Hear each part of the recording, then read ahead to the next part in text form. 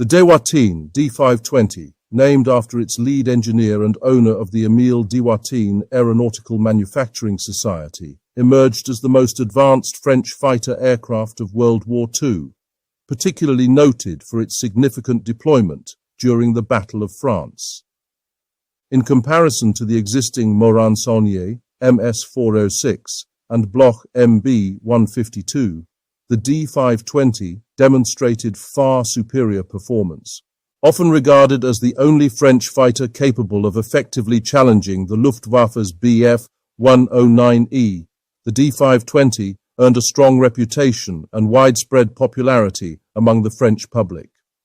While this aspect of its history is often overlooked, the Dewoitine D.520 continued to see extensive service after the Battle of France, notably within the air force of the French Vichy regime and with Germany's Italian and Bulgarian allies.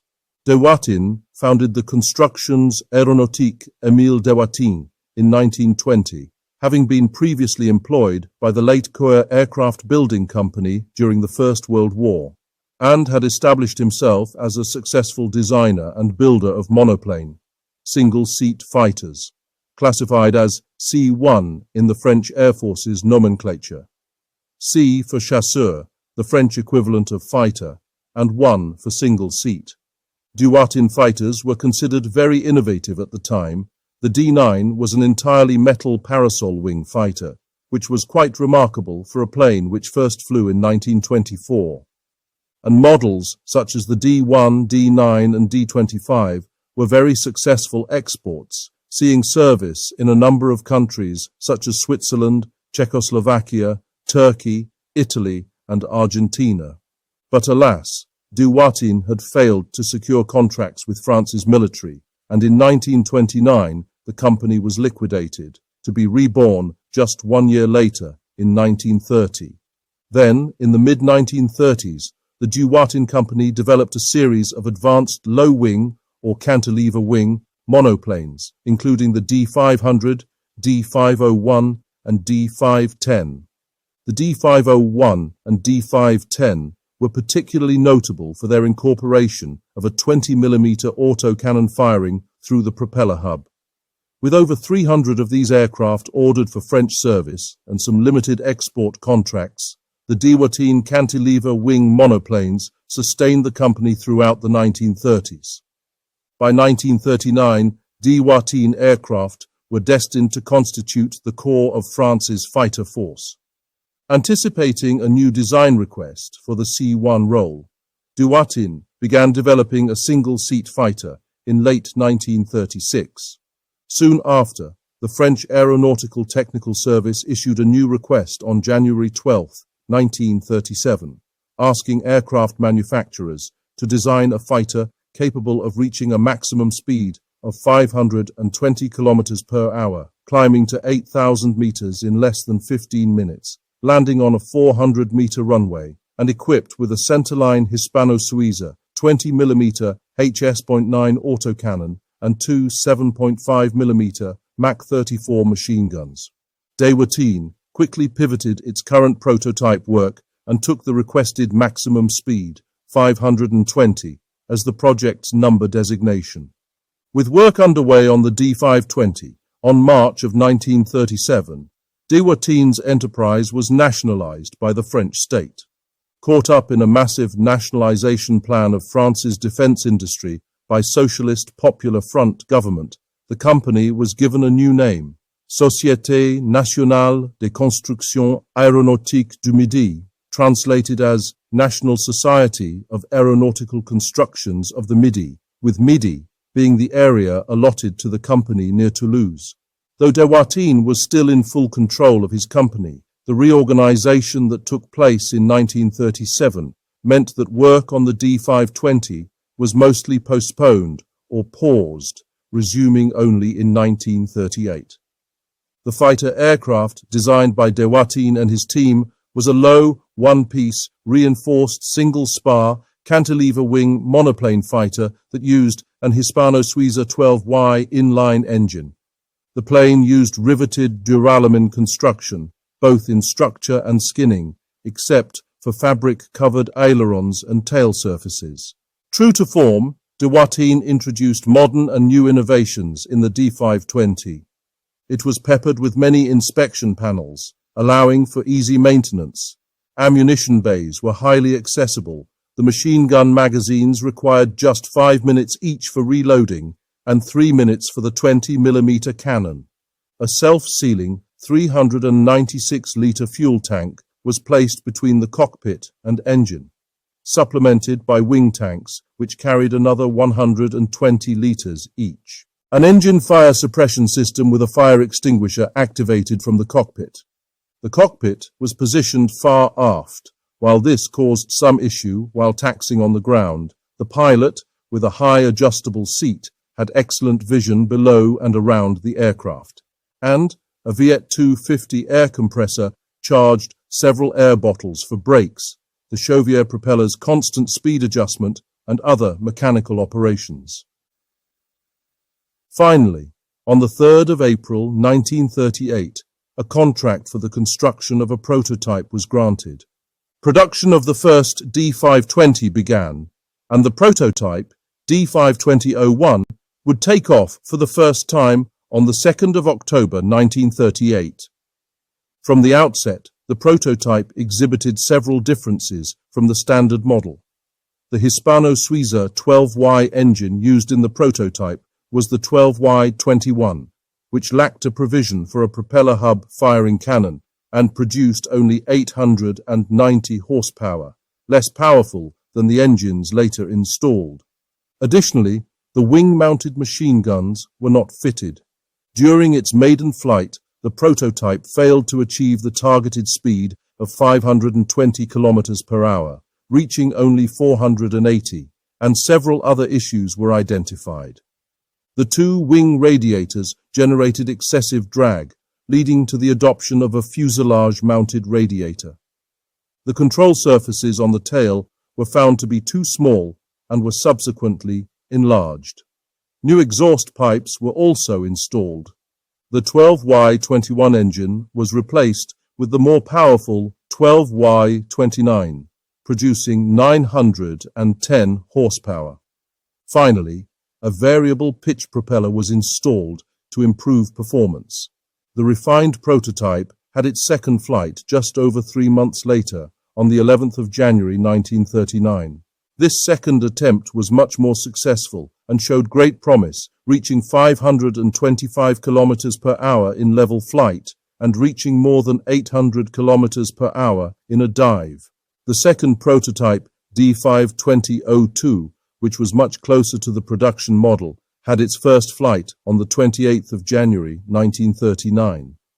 This prototype was now fully armed, including the 20mm propeller-mounted autocannon, and had incorporated all the changes the D.520-01 had undertaken, as well as new landing gear and larger empennage. The flight of the second prototype had sealed the deal. A production order of 200 units for the D.520 was first placed on the 7th of April 1939. But Dewateen continued to impress. On the 5th of May, the third prototype, D.520-03, featuring the 12Y31 engine and kitted with full armament, took to the air, leading to an additional order of 600 units. In September 1939, France entered the phony war conflict with Germany, launching the Saar offensive. Accordingly, industrial mobilization and orders for new equipment ramped up. The total number of D.520s on order rose to 1,280, and through most of 1939, production was being set up at factories at Toulouse. Orders continued to accumulate, with 2,250 aircraft on order by April of 1940, including 120 for the French Navy. The final production aircraft looked very much the high-performance warbird it was. At 28 feet and 3 inches long, it had a wingspan of 33 feet and 6 inches, and a wing area of 170 square feet. For production, the newer Hispano-Suiza 12Y45 engine was utilized, producing 935 horsepower and featured a much improved Szydlowski Planiel supercharger, providing the D.520 with a maximum speed of 535 km per hour and much better high-altitude performance. Its service ceiling was 33,000 feet and could reach 10,000 feet in just under 4 minutes. With its extended fuel tanks, it had a maximum range of up to 1,500 kilometers, but typically loaded enough fuel for a range of a still very impressive 1,200 kilometers.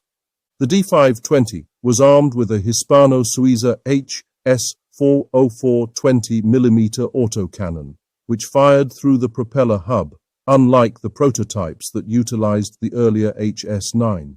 The 404 had a rate of fire of 700 rounds per minute, but was very limited, with a drum magazine holding only 60 rounds, allowing only 9 seconds of continuous fire.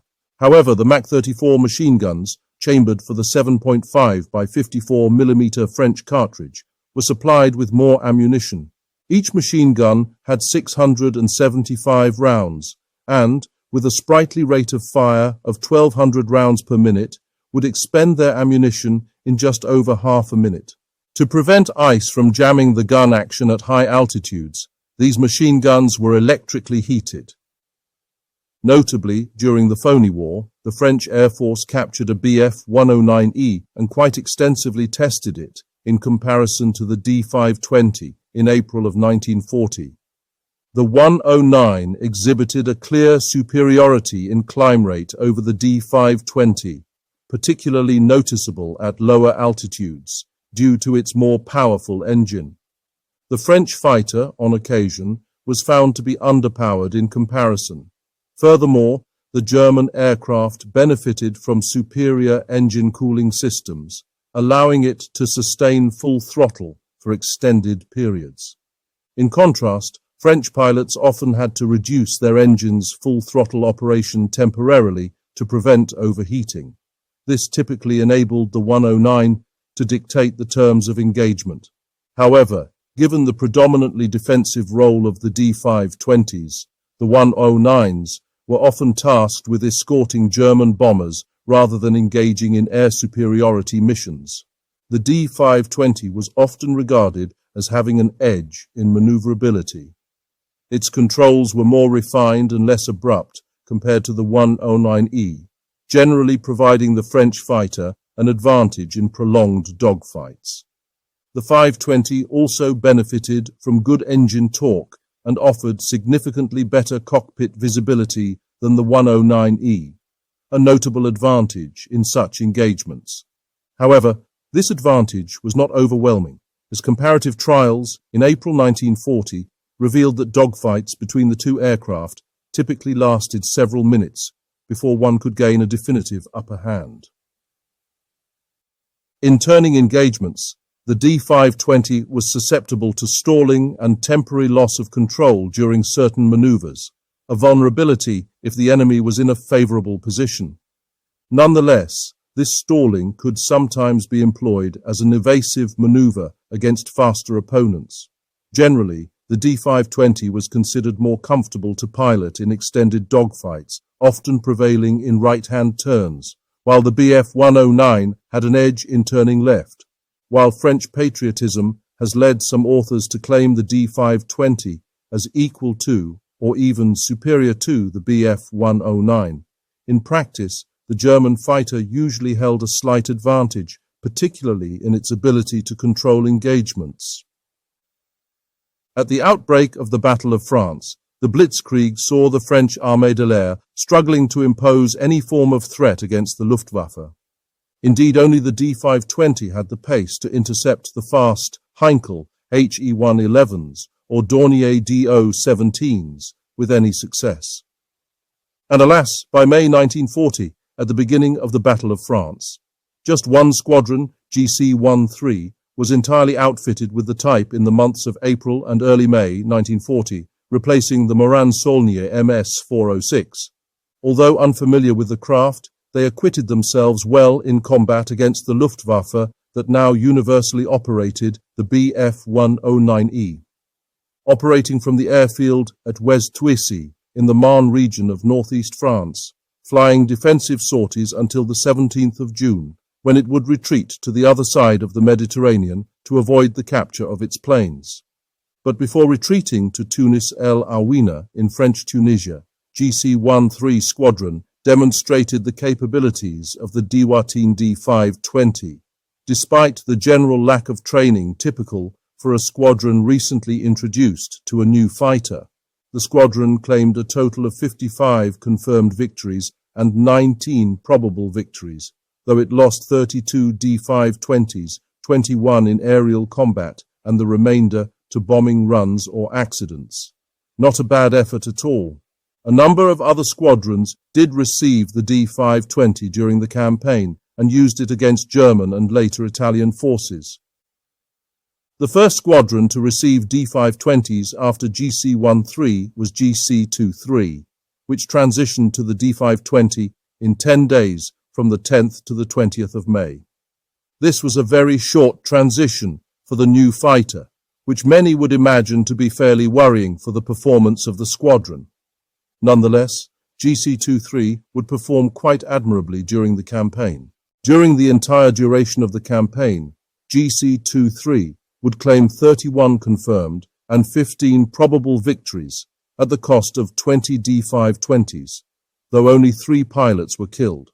The squadron notably counted on Czechoslovak pilot Kukar Vaclav, who would claim 2 confirmed kills and 6 shared kills, as well as French Captain Raymond Claus, with 3 confirmed and 2 probable kills on his own, as well as 2 confirmed and 2 probable shared kills. GC-36 is one of the most well-known of the D.520 squadrons, despite receiving the aircraft late into the campaign. By mid-June 1940, the squadron was in the process of converting from the MS-406 to the D.520 when the entry of Italy into the war forced it to be put into action against Italian aircraft. Under these conditions, French pilot Capitaine Pierre Le Gloin would first shoot down 2 Fiat BR-20 bombers on the 13th of June. Then, on the 15th, Le Gloin took off on a routine patrol around 11:45 p.m., originally comprised of 3 520s, but soon reduced to 2 due to technical issues of one aircraft forcing it to return to base. The 2 remaining fighters, operating near Saint-Tropez on the Mediterranean coast, encountered a force of 12 Fiat CR-42 biplanes of the Italian Squadron 23 E Gruppo. The 2 D.520s engaged the biplanes. Le Gloin damaged 2, one that caught fire and was later written off, and the other pilot ejected before the faster French fighters broke off. Le Gloin's wingman's guns jammed, forcing him back to base as well.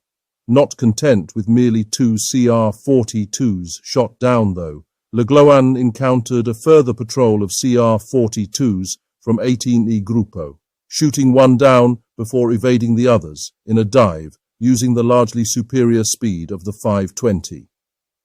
Le Gloin then returned to Luc Airfield, where GC-36 was stationed, shooting down yet another CR-42 attempting strafing runs. Lastly, he would down a BR-20 attempting photo reconnaissance of the airfield. This action would have been sufficient to make Le Gloin an ace not just in a day, but in a single sortie, though he had already scored 2 victories previously. While it was performed using the higher speed of the D.520 against slower biplanes, which would not effectively pursue the French fighter, it remains an impressive feat and likely the most famous action of the D.520 during the campaign of France. Utterly defeated on the ground by a better equipped, better led, and more coordinated German army, France was compelled to seek an armistice with Germany. This agreement, known as the Compiègne Armistice, mirrored the punitive nature of the Treaty of Versailles, but with France as the victim, and came into effect on June 25, 1940. The Third Reich imposed severe restrictions on the French military, significantly limiting the size of the French army and its capacity to produce new military equipment. However, strategic considerations outweighed symbolic retribution. The French government retained control over extensive colonial territories in Africa and Asia, territories that Great Britain now eyed to enhance its strategic position. The sinking of the French fleet at Mers el-Kébir on July 2, 1940, by the British set a significant precedent for hostility between the new French regime and the British. In this context, allowing the Vichy French government to maintain a military capable of resisting British and Free French efforts to seize colonial possessions and naval assets became advantageous for Germany. Consequently, France was permitted to keep several squadrons and military units operational, particularly in the French Levant that incorporated Syria and Lebanon, as well as to a lesser extent in metropolitan France. As such, authorization was given for the Vichy regime to maintain squadrons 13, 23, 36, 27 and AC-1 operating the D.520 in French North Africa. Vichy aircraft were given a number of recognition markings to differentiate them from British or Free French aircraft and avoid friendly fire incidents from German or Italian planes. At first, this manifested in the form of a white line going through the rear and center of the fuselage, with the cockade superimposed on top and an arrowhead in the direction of the front of the plane. This was put on from the late summer of 1940 onward, but in early 1941 these were judged insufficient to reasonably identify Vichy's aircraft, and they saw their tail sections and propeller hubs painted yellow to further ease identification. Deemed still not distinctive enough, the markings were later changed so that they consisted of horizontal red and yellow stripes. In all cases, French national markings, a roundel on the fuselage and tricolour on the tailplane, were retained as before. In April 1941, with German approval, production of the D.520 resumed to fulfill an order for 550 new aircraft for the Vichy French Air Force. The objective was to establish the D.520 as the standard fighter of the French Air Force, initially replacing the MS-406 in the squadrons currently operating it, and eventually replacing the MB-152 and MB-155 in the fighter groups within metropolitan France. Consequently, two new fighter groups equipped with the D.520 were established: GC-12 in Châteauroux, metropolitan France, and GC-26 intended for French West Africa. Additionally, 4 squadrons operating other aircraft types in metropolitan France were re-equipped with the D.520, namely GC-11, GC-39 and GC-21. The last squadron, GC-25, based in Casablanca, Morocco, was in the process of transitioning to the D.520 during the Allied invasion of French North Africa, known as Operation Torch, in November 1942. The D.520 would see considerable action in defending Vichy's colonial territories against British, Free French and American forces, now engaging with an entirely different, more modern set of aircraft. On top of that, pilot training under Vichy was less extensive and shorter than it had been before the armistice, partly due to fuel shortages that limited the number of flight hours. Although the new pilots who fought for Vichy during the Levant campaign and Operation Torch had more time to familiarize themselves with the D.520 compared to those who flew during the Battle of France, they were often the same individuals from the same squadrons that had transitioned to the D.520 during the earlier conflict. On April 1, 1941, a coup in Iraq, previously under British influence, brought the pro-Axis Golden Square to power, leading to the Anglo-Iraqi War, which lasted through much of May. Germany and Italy, keen to exploit this opportunity to open another front against the British Empire in the Middle East, pressured Vichy France to permit Axis aircraft to use the French colonies of Syria and Lebanon as bases to support their troops in Iraq against British Commonwealth forces. Following the conclusion of this campaign, this breach of Vichy's declared non-belligerence in favor of Axis interests prompted an invasion of the Vichy-controlled Levant by British, Australian, Indian, and Free French troops. The Vichy regime attempted to mount a defense, relying in the air on D.520 fighters. Prior to May 1941, only the older MS-406 aircraft were stationed in the Levant. As tensions escalated with the colony now hosting Axis planes, GC-36 was relocated from Algeria to Rayak in Lebanon on May 28, 1941. This airfield would be used until late June, when the squadron moved to Aleppo. During the Levant campaign, GC-36 was joined by GC-23, which moved into the Levant by transiting through Axis-occupied Greece, operating from Homs and later Aleppo. Additionally, the French Navy's AC-1 squadron was deployed to the Levant. The French forces faced opposition from Hawker Hurricanes and Curtiss P-40 Tomahawks, as well as occasionally older Gloucester Gladiators, which escorted bomber formations typically composed of Blenheim bombers. The French squadrons mounted significant resistance in the air, with the D.520 proving to be a formidable opponent for the fighters they encountered. GC-23's performance was relatively modest, achieving victories with 2 Blenheims and a Tomahawk shot down on July 2nd, and 1 confirmed and 1 probable Tomahawk on July 11th. GC-36, having been engaged in operations for a longer period, compiled a more impressive record, claiming 16 confirmed and 2 probable Hurricanes, a Fulmar, a Maryland, a Tomahawk, and 3 Gladiators. Notably, Pierre Le Gloan, flying with GC-36, achieved 7 victories, including 6 Hurricanes and a Gladiator.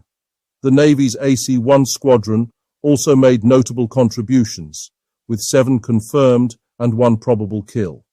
Despite these successes, the D.520 suffered substantial losses during the campaign, with approximately 40 aircraft lost and 8 pilots killed.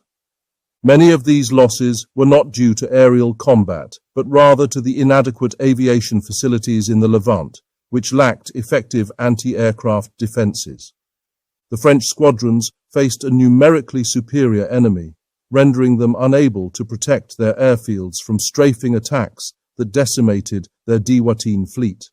As British forces rapidly advanced, the 3 D.520 squadrons were redeployed to Algeria via Greece in early July.